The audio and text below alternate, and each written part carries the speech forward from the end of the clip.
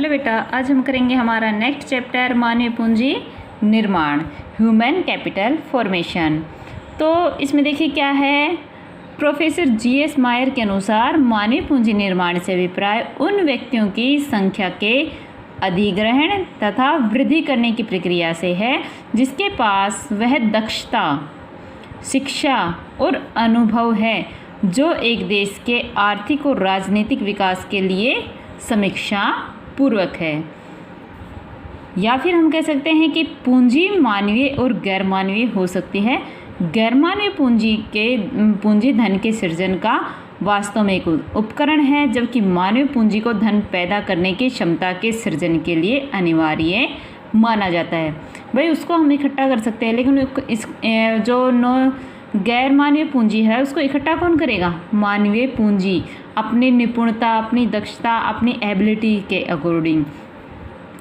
तो ये कह रहा है TW सुल्ज के अनुसार मानवीय संसाधन विकसित करने के 5 मार्ग हैं। कैसे? पहला, स्वास्थ्य सुविधा तथा सेवाएं। इनमें वे शामिल होते हैं जो जीवन, अनुशंसा, शक्ति, बल और दमखम तथा लोगों के जोश और उपयोगिता को प्रभावित करते हैं। दूसरा है काम पर लगे हुए प्रशिक्षण, जिसमें फर्मों द्वारा व्यवस्थित पुराने प्रकार के प्रशिक्षु शामिल हैं। तीसरा, प्राथमिक, माध्यमिक तथा उच्च सत्रों पर औपचारिक रूप से व्यवस्थित की गई शिक्षा। 4 है प्रौढ़ों के लिए अध्ययन कार्यक्रम जो फर्मों द्वारा संगठित नहीं किए गए हैं। इसमें विस्तार कार्यक्रम विशेषकर कृषि में भी शामिल है। 5वां है बदलते काम अवसरों के अनुसार समन्वित होने के लिए व्यक्तियों, परिवारों का क्या है? प्रवास। मानवीय पूंजी निर्माण में शिक्षा पर निवेश, स्वास्थ्य का सुधार, विशिष्ट दक्षता प्राप्त करने वाले कार्यक्रम तथा श्रमिकों का प्रशिक्षण शामिल होता है। लोक संसाधन कैसे बनते हैं?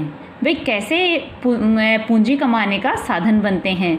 तो मानवीय संसाधन संसाधन शब्द को राजनीतिक, अर्थव्यवस्था तथा अर्थशास्त्र में अलग अलग रूप से परिभाषित किया गया है, जहां इसे उत्पादन के 3 साधनों में से एक श्रम के रूप में पारंपरिक तौर पर कहा जाता है।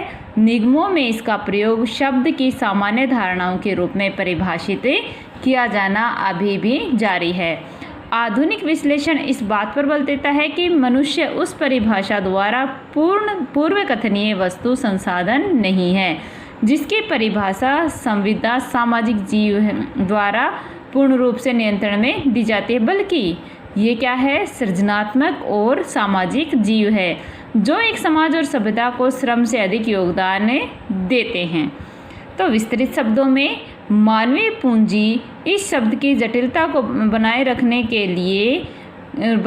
के रूप में विकसित हुई है और समष्टि अर्थशास्त्र में फर्म विशिष्ट मानवीय पूंजी, फर्म स्पेसिफिक ह्यूमन कैपिटल शब्द विकसित हुआ है जो मानवीय संसाधनों के मौलिक अर्थ को प्रस्तुत करता है। तो ये है हमारा लोक संसाधन कैसे बनते हैं। आगे है हमारे पास मानव पूंजी निर्माण की भूमिका। तो चलो ये करेंगे। अब हमने संसाधन लोगों का पढ़ा था, अब ये है भौतिक पूंजी। भौतिक पूंजी क्या है? मशीनें, यंत्र, कारखाने, कच्चा माल, आधारिक संरचना, भवन निर्माण आदि भौतिक पूंजी है। आर्थिक विकास के लिए पूंजी निर्माण अथवा भौतिक पूंजी की दर को बढ़ाना जरूरी है। इसके फलस्वरूप औजार, मशीनों आदि का स्टॉक जमा किया जा सकता है तथा ऊंचे पैमाने पर उत्पादन किया जा सकता है। उत्पादन बढ़ाने के 2 उपाय हैं। पहला, पूंजी गहनता। इस उपाय से अभिप्राय यह है कि देश के वर्तमान श्रमिकों में से प्रत्येक को अच्छी मशीन दी जाए, उन्हें प्रशिक्षण दिया जाए तथा उनकी योग्यता में वृद्धि करने के प्रयत्न किए जाए। इसके फलस्वरूप राष्ट्रीय आय तथा प्रति व्यक्ति उत्पादकता में वृद्धि होगी। दूसरा है पूंजी विस्तारण। इस उपाय से अभिप्राय यह है कि देश में अधिक श्रमिकों को रोजगार देने के लिए मशीनों तथा यंत्रों का अधिक प्रयोग किया जाएगा। पूंजी निर्माण आर्थिक उत्पादकता तथा विकास के लिए एक अनिवार्य शर्त है। तो बेटा इसको आप लर्न और राइट कीजिए। Thank you.